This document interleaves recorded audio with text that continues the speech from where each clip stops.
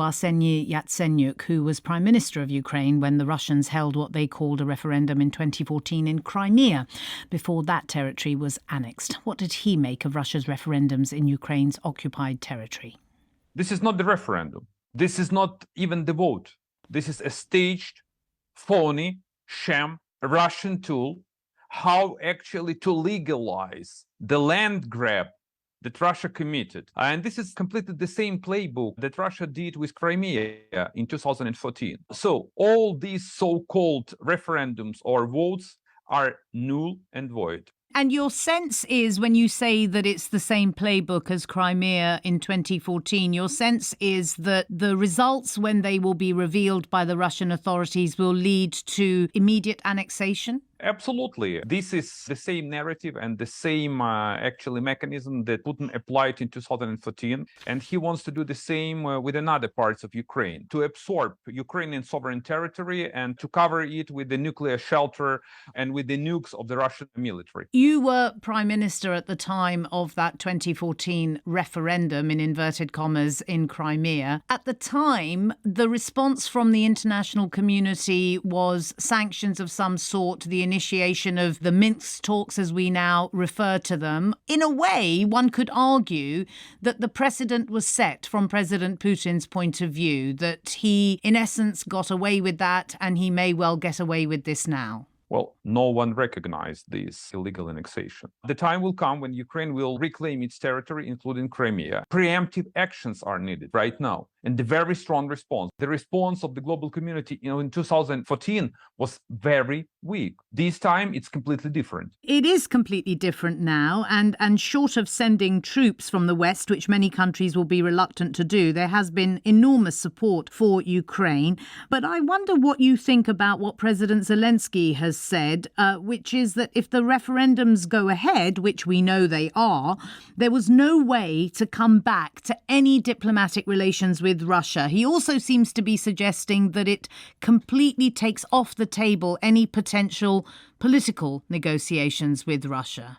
I never trusted in any kind of political talks with the Russian Federation. This is the normal Russian practice, to sit at the negotiating table and then never to deliver what was agreed. We need even to ramp up our response. And in case if Russia illegally annexes another part of Ukrainian territory, it has to be expelled from the UN Security Council, or at least we need to block the voting rights of the Russian Federation in the UN and in the other international bodies. Which countries do you think would support that? Even if all the Western countries who are members of the Security Council at the UN agreed to that, China would not. And Russia has a vote on the UN Security Council. It just seems like pie in the sky, what you seem to be suggesting. But we have to reshuffle, we have to reshape the global order, because otherwise this is the global disorder. When the P5 member illegally annexes Crimea, when the P5 member threats the entire world with the nukes, and we are just sitting on our hands saying that, look, we can't do anything. It's an absurd. It can't work like this. What preemptive measures do you think the West can credibly, realistically take in the event that Russia says, this is now part of Russia, we are going to annex this region? The only solution which is on the table is to deliver more arms and weapons to Ukraine, and to spell out to Russians very clearly that the West will not blink and the West will not turn its back.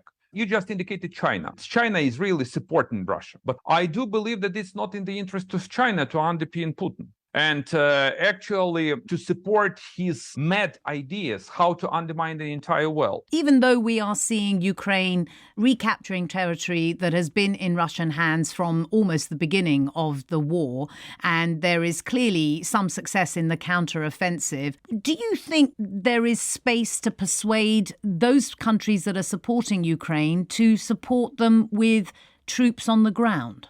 Maybe the time will come that Ukraine will ask for troops on the ground. This could happen. We know that the mobilization has not been going as well for Russia as perhaps they would have liked, but it's still the case that Russia has a very, very strong army and they have not really deployed everything that they have. You still think it's possible for Ukraine to win this on the battlefield?